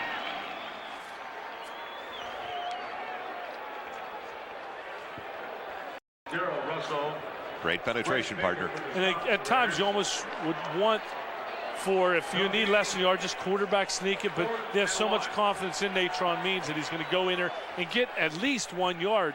And I know many times we've been mad as quarterbacks, people on the sidelines, he cannot get a half a yard, but that time McLaughlin doing a good job getting through the line and tackle Natron Means before the first down. Now Mike Hollis looking for his 30th field goal of the year, a 20-yard attempt. It's perfect. That ties his single-season record that he set last year for the Jaguars, and a more comfortable cushion of 8 points now for Jacksonville. It's a 13-play, 92-yard drive for the Jacksonville Jaguars. They could not pick up less than a yard, though, and they got it down just outside of the 1. They had to settle for a 20-yard Mike Hollis field goal. It's an 8-point lead, though, for the Jaguars. Still a one-score game on the positive side for the Oakland Raiders. Joel Myers along with Jim Kelly back in Oakland. Desmond Howard very quiet this season after he was a Super Bowl MVP. The last Super Bowl for the Green Bay Packers. He's back there along with Tim Hall. And again, it just goes to show that it's not just one person that makes up a team. Some great people that played with him in Green Bay that made him what he was last year. And I'm sure he's finding that out right now, that it's not always the scheme, it's the players. Well, the Raiders have more first-round picks, and Howard coming over as a free agent this year. They had Larry Brown the previous year, the other Super Bowl MVP, who is not even active. He hasn't been active the second half of the season. They have 18 first-round picks on this squad. And that's what Jeff George was so frustrated about. He says, on paper, everybody thinks that we should be, right there in contention, even for a Super Bowl title. But boy, that is frustrating knowing that you have that many players. And he said, maybe we're not quite as good as we think we are. Stiff 25-mile-an-hour breeze behind Mike Hollis and a touchback. So the ball to the 20. Manto, it's on Dateline. Out of control football fans. One stadium's taking them on with a court, judge, and jail inside the stadium. It's happening. See how it's working. Dateline tonight. Then, the timeless classic for the whole family. Little Women after Dateline, NBC tonight. Jeff George has thrown for 219 yards so far this afternoon. Well, the Raiders have only been able to get into the end zone once. Snap Kaufman struggles his way across the 20 for a couple of yards. After the 22. The clock working against the Oakland Raiders as well. 12.5 minutes left of the game, but they are going to be limited by possessions remaining for them. After Jacksonville did hang on to it for better than 90 yards the last time they touched the football. Stats are pretty close. Oakland even has a 1-yard advance, 320 to 319. But the key stat is the one on the scoreboard. 17-9 Jags. 2nd and 8. Brown. First catch in quite some time. Close to the marker. That is his 14th to add to his career best. 14 grabs. The NFL best. If you're wondering, Tom Fears. Remember the old LA Rams? Oh, yeah, I remember that, Joel. You were there. Yeah, I was there. I was in a big spirit. But 18 catches. That's unbelievable for one game. And Teron already with 14. And the way that they're throwing to him today, he could easily catch that number. Needs 4 more to tie the NFL top spot. Kaufman bolting through. He's got the first down on 3rd and short. Across the 35 to the 36. The safeties caught up with him, Hudson and Davis. They're probably used to hearing their name called. Hudson, Davis, over 100 tackles each, like I mentioned earlier in the game. Wow, it's just hard for me to believe that safeties have that many tackles. I mean, maybe one you could see a strong safety, but both of them. Jaguars defense has been a problem spot. They outscore people as they take care of Kaufman. No carry, but you talk about that defense. 22nd overall in the NFL, and we're talking about a team that, if they win today, will finish up at 11-5, but they are 23rd against the pass this year. But once the season's over and you get into the playoffs, everybody's records are 0-0. Forget about all those stats because you start game planning for individuals and what they've been able to accomplish, and you change up somewhat. All the final scores on the 10-minute ticker. 2nd and 10 now for the Raiders. Not designed. George will move the pocket and run it out of bounds and take a little shot at the end of the play from Tua Olo, who's got the start today due to the injury to Seth Payne, and he may have gotten away with one there. It looked like a flag was about to come out. It was pretty close. Jeff George waited for Tim Brown to break away there, but Tim's pretty much being held up by Eddie Robinson. Hey, that was pretty close. I mean, he's going out of bounds. You know he's running out of bounds. Maybe he doesn't need to push him, but of course, anytime a defensive guy has a shot at the quarterback, he's going to take it. Tua Olo has not been active every game this year. They've been banged up, especially at the tackle position on the front 4. I was just going to say Jeff George is going to have to call a timeout because he only had 3 seconds, and the offensive line wasn't even down yet. Offensively, the frustrations continue. The timeout used, 8-point lead for the Jacksonville Jaguars, but a 3rd and long coming up for Jeff George and the Raiders. Very quiet second half despite 7 completions. 4 yards. Those two totals you saw belonging to Tim Brown. Dead ball foul coming up against the offensive unit. So 226 yards passing for Jeff George and 164 the 226 to Tim Brown. False start prior to the snap. 81 offense. Still third down. Tim Brown. Well, it took so long for this play to develop, or should I say to begin to develop, and he was trying to get the defensive line to jump off because they have been putting pressure on Jeff George. And the easiest way to slow him down, change up the snap count. Sometimes you fool yourself. And that comes after a timeout. They pick up a dead ball foul against the offense. 3rd and 18. Pocket holds up for George. Throws it wide of James Jett. The linebacker was on top of the situation, almost too much so. Eddie Robinson. He threw his hands up into the air like, believe me, I'm not guilty.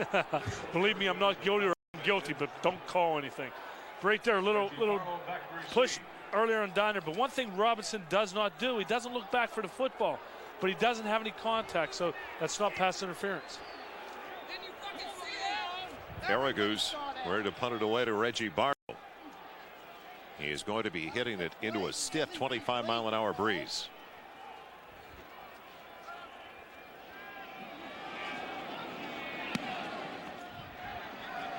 The wind knocks it down. Barlow with a fair catch. Cleanly from the 35. When we come back, the Jaguars will have the ball, but let's get an update with Greg Gumbel. Greg, by the Detroit Lions. We knew it was just a matter of time before Barry Sanders was going to break one. Barry Sanders so close to 2,000 yards. Brunell on first down from the 35, getting away from Andre Bruce. Keenan McCardell has such great communication with his quarterback to help him out and pick up 8 at the same time before he's knocked down by Greg Beaker. Well, I think the key to not only the last possession but the start of this one is first downs.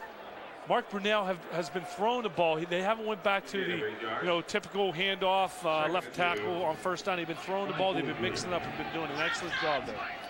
Brings up 2nd and short. Now a 6-7 minute drive, and even a field goal could put the game away for the Jacksonville Jaguars, leading by 8. Means picks up the first down, barely tripped up by Russell Maryland. It's kind of interesting by watching them last week and watching Mark Brunell once he gets up to the line of scrimmage. I've only seen him audible one time to a pass. So far today, every audible that he's had has been to the run. Last week against the Bills, the majority of the time, probably 90% of the time, his audibles have been to the run. Once again, though, they're very consistent with their up-tempo. Come out of the huddle. There's still 18-19 left on the play clock. 1st and 10 situation. Means just a power play. Inside the 49 of the 48. 4 quick ones. Maryland again plugging that hole. But now trying to chew up some clock. He'll take the next snap at about the 8-minute mark. 8 minutes remaining in the game. 57 yards on 13 carries for Natron Means, trying to get the ground game going for that matchup with the Denver Broncos right here on NBC next Sunday.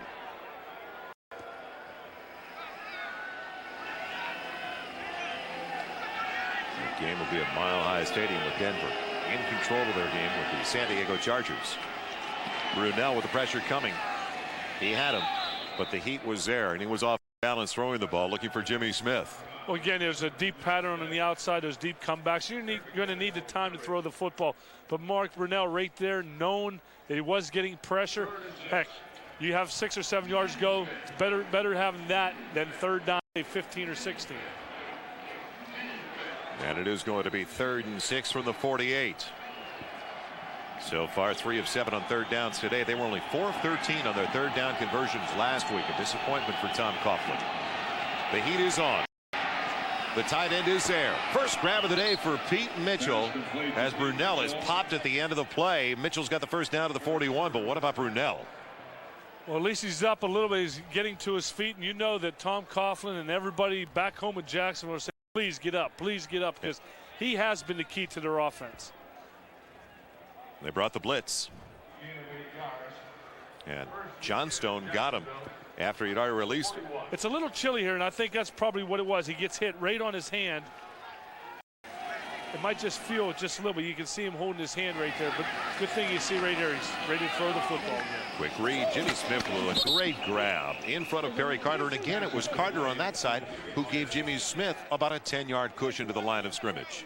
And if you're going to give cushion and you're going to play off your receiver, give him maybe 6 or 7, but you start getting guys 10 yards off. I don't know, boy, that's a lot of respect for some speed, but again, you have to have confidence in your own ability to come up there, because when you do that, you're pretty much telling the Jacksonville Jaguars what to do. 7 minutes left in the game. Brunell barely got the handoff away, falling down on first down. Andre Bruce getting to the running back, Natron Means. Well, Greg Gumbel just updated us on that touchdown run for Barry Sanders, who's trying to get to the 2,000-yard plateau as well at the Silverdome. Trying to get to the playoffs when you're in either one of those two teams. I think as an outsider, you stand back here and you see what Barry Sanders doing. You can only root for the guy. I mean, he's such a class act. Doesn't say much. Lets his play and do all the talking. As entertaining a back as we've ever seen in the National Football League. The blitz, Brunell with isolation on McCardell. What a grab. Was he in bounds? Yes! Concentration personified to the 2-yard line. And does Brunell fit? You bet. Wow, that was an amazing catch.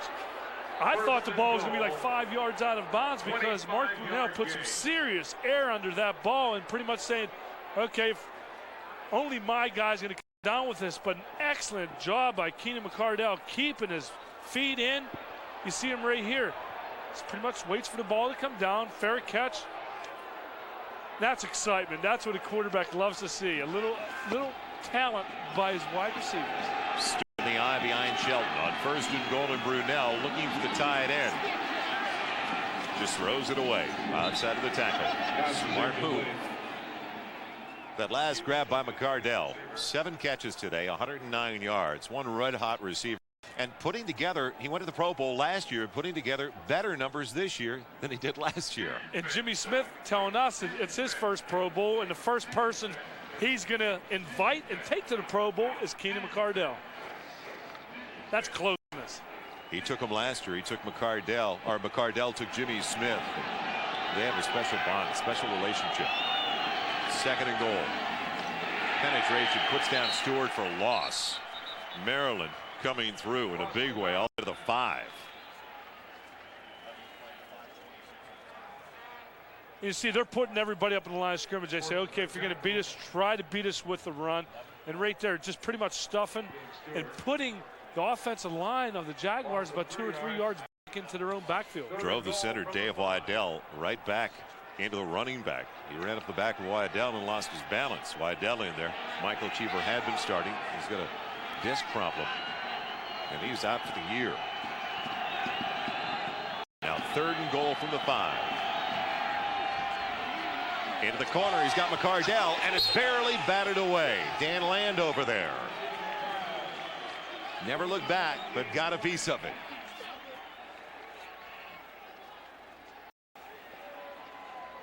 It's just pretty much Mark Brunell dropping back and just laying the ball out there and hoping that Keenan McCardell will come down with it.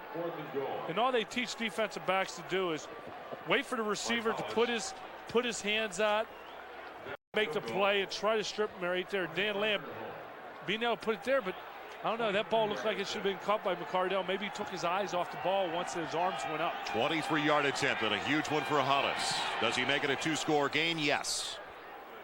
It had been an 8-point deficit for the Raiders. Now they're in deep trouble with only 5 minutes remaining, trailing by 11. Will this be the last game for Joe Bugel as the head coach of the Oakland Raiders? So much speculation over the last few weeks, especially when players are saying, I want to call my own plays. Then you hear other stories about players walking out, not showing up for meetings. He's one of the great offensive line coaches when he was working with Joe Gibbs with the Washington Redskins. He's from Western Pennsylvania, just a very enthusiastic guy, but just this year, it takes everybody. Everybody's going to be able to participate and do their job. Desmond Howard from the goal line, just across the 20 to the 23-yard line. Well, and it takes an entire staff. We saw Fred Whittingham, the defensive coordinator, Ray Perkins earlier, the offensive coordinator. He's the administrator who's trusting those coordinators to make the right calls. And there's no doubt it starts from the top. And just by talking to Joe Bugel, I mean, as excited as he is, even though they are 4-11, he knows that he's proud of some majority of his players that they haven't given up. But again, you know that when you don't show up for meetings on time, you have to take account, put it back in your own hands, back in your own shoes, saying, hey, what am I doing, or what can I do to better this football team? Right now they're down by 11, 4:48 left on their season, and pressure coming, and Jeff George down once again. James Hamilton doesn't see much time. The rookie from North Carolina will celebrate the 5th sack of the day, the 3rd-round draft choice. He just ran Coffin right over. He says, I'm going to get to Jeff George. I don't care if I have to go through somebody. And that's exactly what he did, just ran him right over. So the sack all the way back to the 10. A loss of 13. And you were talking about decisions. We've seen Jeff George sacked, and he didn't have time there as well, but we've seen other quarterbacks get out of the pocket, throw the ball away, and avoid a 13-yard loss. Nap Kaufman spun down very quickly. Jose White. So depth starting to come through now on the defensive front for the Jacksonville Jaguars, an area where they're banged up, Payne, inactive, a regular starter. And you try to almost play a guessing game with the defense, hoping that each and every offensive line will block it the right way, because they're thinking pass, and you can hear the boo of the fans out here saying you should have thrown the ball, but if it works, it's a big plus. 20 carries for Nap Kaufman, not far from the century mark at 94 yards. Pressure again, Schmengi forcing the quarterback out, and a London with breathing room for the punter, taking it in just across the 20. So the punt coming up for the Raiders. Not many left, but they'd like to see the Raiders go for it on 4th down at 4-11. 4th down, 12 yards to go. This will be the 3rd worst season record-wise in franchise history. And you do, Joel. You look across the board, you see all those bigs named Tim Brown, James Jett have done a good job. Kaufman, a lot of faith in. Jeff George on the other side. You look at a lot of players, they just haven't been able to put it together. I don't know whether it's a lack of leadership or just everybody waiting for somebody else to make the play. Barlow collared at the 35-yard line by Kenny Shedd. So the Jaguars get it back in control. We return to Oakland. Now when you buy Pepsi products, you can instantly win one of thousands of PlayStation games and consoles. It might just change your plans for the holidays. Santa, you're 6 hours late, and the reindeer and I are sick of playing poker.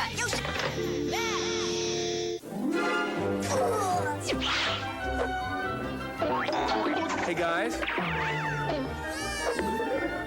Unexpected to 14 catches, but Tim Brown is going to get the football somehow, some way.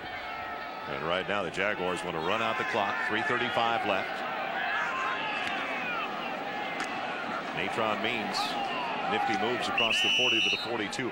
Right now the Raiders, and obviously their scoreboard operator, in total denial. They don't want the season to go away because they still have posted for some time 17-9. They'd like to keep it a 1-score game. It is an 11-point lead, though, a 2-score game. A gain of 7 yards on the run. Well, now they bring Rob Johnson. You see Jeff George right there, and he's got to be frustrated. He told us yesterday, with all the individual stats, what Tim Brown has done, what Kaufman has done, what himself and James Jett, it doesn't mean anything when you've only won 4 games during the course of the season. 2nd and short. Rob Johnson in at quarterback for Mark Brunell.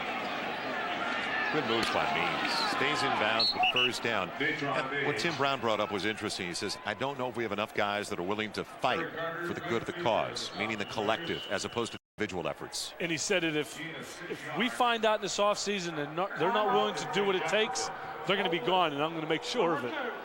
Not those exact words, but it was pretty close to that because he wants to win, and I've known Tim for many, many years. I've talked to him, and he's just frustrated that he doesn't feel that everybody has the same attitude that he has. And you know that what type of player he is. He wants to not only be big with the numbers, but he wants to be big with the numbers on the win side, the win column. Minnesota Vikings go to the playoffs as we update you with the 10-minute ticker. And leadership, a quality that you don't need to try to make someone a leader, obviously. It has to be someone like a Tim Brown who takes it upon himself, and especially in the locker room during the work week. I remember what Marv Levy told me when we had the Buffalo Bills very early before I was working with you in the first half of the season. He said, Ken Hull and Jim Kelly are gone. We lost 2 leaders. And as much as we lost offensively, as Means just bangs it straight ahead, he goes, the leadership qualities they got is what we really suffer from in the locker room and during the actual work week. And I think maybe that's what Tim Brown was talking about as well, the leadership that's lacking on this team. 2nd and 9. On the opposite side, though, you have an expansion team in only their 3rd year. Now, there is the consummate leader. Tom Coughlin is a general. He sends a message, and he expects certain things from his players. Well, different coaches demand and expect maybe the assistants to take a role, some players, but Tom Coughlin, just by talking to him, you know the players respect him. They almost know that he's not only a leader for them, he's like a field general. He knows exactly what has to be done. He has the right people in the right positions, but everybody's goal is the same. Everybody's attitude is focused to one thing, and that's winning. Another timeout taken. When we meet on Saturdays, and I've had the Jaguars 5 times this year, you meet with Mark Brunell. We met with James Stewart yesterday. They know what's expected. Brunell and next to him, Big Tony Baselli. A couple of leaders right there. You can tell from just a 15-20 minute conversation that they dictate the tempo. Well, that's what we had on our Bills team. I remember Darryl Talley and a few others, but Jimmy Smith on the long grab working up against Perry Carter. That was a frozen rope by former USC Trojan Rob Johnson, and a beauty. And a little different too, because Mark Brunell is a quarterback that's been putting more under the ball. That time Rob Johnson puts the ball perfectly in stride, right where he's supposed to. And I did his game when he was 21 for 27. His stats pretty much prove that. He's what every team needs, and that's a quality backup. The celebration continues for the Jacksonville Jaguars and Mark Brunell, and they will get that 500 record on the road this year.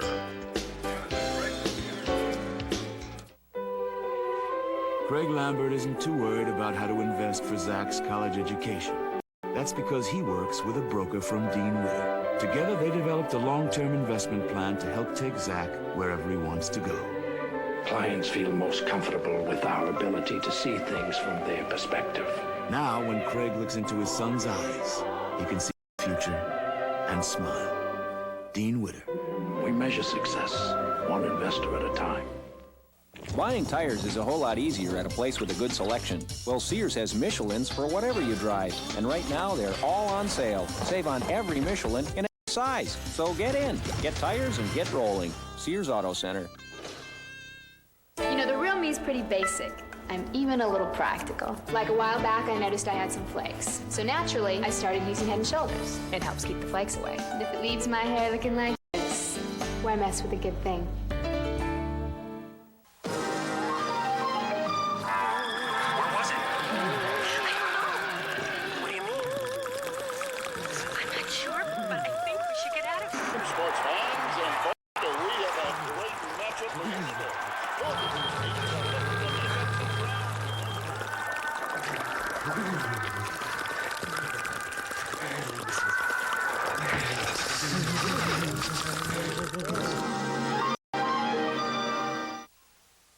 Okay, so the critics love Just Shoot Me. They think it's bold, clever, on target, blah, blah, blah. Here, just watch it. Notice how I made his sexuality leap off the page. Oh, yeah, you're a genius.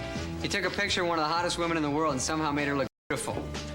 What's your secret? Are you using some kind of film? Just Shoot Me, Tuesdays on NBC. 2 minutes remaining on the Oakland Raiders season. It will continue for the Jacksonville Jaguars, and the drive will continue as well for Rob Johnson, who was absolutely magnificent on opening day in the 1-point win. We'll take a knee on first down. Oakland has used their timeouts. And somebody forgot to tell the Raiders Lance Johnstone, or if they did, he didn't listen, that they were taking a knee. Well, that's one thing you never want to see. I mean, the game is over, and you want to get the snap. You don't want anybody to get hurt, and that's pretty much uncalled for. That's frustration right there. Penalty flag is coming. Frustration in bold print. In just a moment after Johnny. Offsetting, personal fouls. 62, offense, number 51, defense, both of them are ejected. That's Ben Coleman protecting his quarterback, Lance Johnstone, taking after.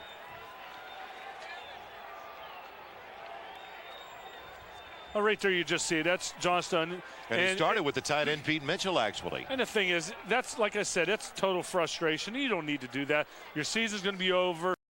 You don't need to be able to, start a fight or do anything like that. And I'm sure, like I said, he's just disappointed in the way the season is went. He's disappointed their team is going to be losing today. And it's just sad to see a game end like that. In just a moment, we're going to be joining Dick Enberg, Paul McGuire, and Phil Simms at the Silverdome in Pontiac for that huge matchup with a playoff spot on the line for both the New York Jets and the Detroit Lions. Last report, Detroit leading 13-10 in that contest. And it remains that way. So stay with us for more of our second half of the doubleheader here on NBC. Rob Johnson threw for 294 on opening day against the Baltimore Ravens in that dramatic one-point win for the Jacksonville Jaguars. He's an unrestricted free agent. He may be the most marketable free agent during the offseason. And I think he's the quiet type. I think not too many people are talking about him. Believe me, every general manager that needs a quarterback knows where Rob Johnson sits. And next year he'll be starting only his 4th season. Former U.S. Trojan, 4th-round pick in '95. Teammate of Tony Baselli's. Well, he's a mobile quarterback, too. I remember doing their game early in the season where he did come in for Brunell when Brunell was injured. And they talked about what he was able to do, what he can do as far as running the football. And when you are a mobile quarterback, it adds another dimension to your offense. The defenses have to prepare in that way. No letdown for the Jacksonville Jaguars. You look at the other team from the other side, the Carolina Panthers finished at 7-9 on the season. The Jacksonville Jaguars improved off their 9-7 record of last year. They'll finish at 11-5. And it's interesting the way Tom Coughlin always sets little themes. He got wet just a moment ago. And a well-deserved shower. He's got the respect of his squad. And he comes up with different themes to keep their focus each week. When we sit down and talk with him, I know how impressed you are. And he talked about poise under pressure. He set goals this week. He wanted a 5 record on the road this year to take steps in the right direction, and also the positive steps towards the postseason, which is going to start on the road at Denver for the Jacksonville Jaguars. Well, he's an enthusiastic coach. He demands a lot out of his players and his coaching staff, and just a classy individual. Every time that I talk to him, I just leave that room saying, that's one heck of a coach.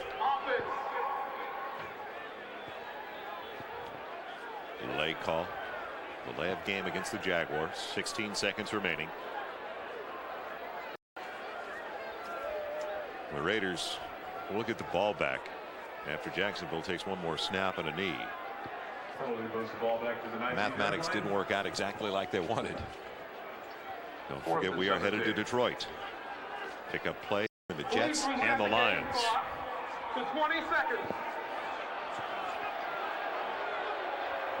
Thank you. They'll add 4 seconds to the clock. It was a necessity. It was, huh? Well, they're going to kneel down there, give the ball back to the Raiders, and pretty much play to prevent, put guys about midfield, just not let anything big happen. It really doesn't matter at this point anyways. Maybe the best thing for the Raiders to do is just come back in, kneel down themselves. Don't have any injuries, don't allow anybody to get injured, and pretty much say, okay, guys, let's get ready. The season's over. Let's focus on next year. And now for the Oakland Raiders, you wouldn't think it'd be an overhaul offensively, but massive changes you would think on the other side of the line defensively, wouldn't you, Jim? Well, you have to make some changes. When your defense is ranked at the bottom in almost every category, you have to make some changes. And I haven't been around the Raiders organization enough to know that whether it's the coaching style, whether it's the players, and usually schemes don't win football games, players do. So Jeff George in.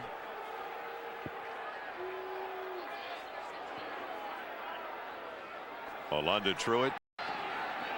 Keep him in bounds, guys. Pretty much go down. That'll do it. Clock will run. And we wish you and your family a happy holiday from all of us. Final seconds of the season. Will it be the final seconds of Joe Bugle's career as the coach for the Oakland Raiders? That question will be answered shortly by Al Davis. An 11-5 record for the third-year Jacksonville Jaguars, and that is truly an amazing success story. It's impressive to see guys like Mark Brunell and Tony Baselli and everybody that's meant so much to that organization. They did a good job, and they need to be congratulated. So our final score here at the Coliseum, 20-9. Now for Jim Kelly, I'm Joel Myers. Let's head to Detroit and join Dick Enberg, Paul McGuire, and Phil Simms. So long, everybody.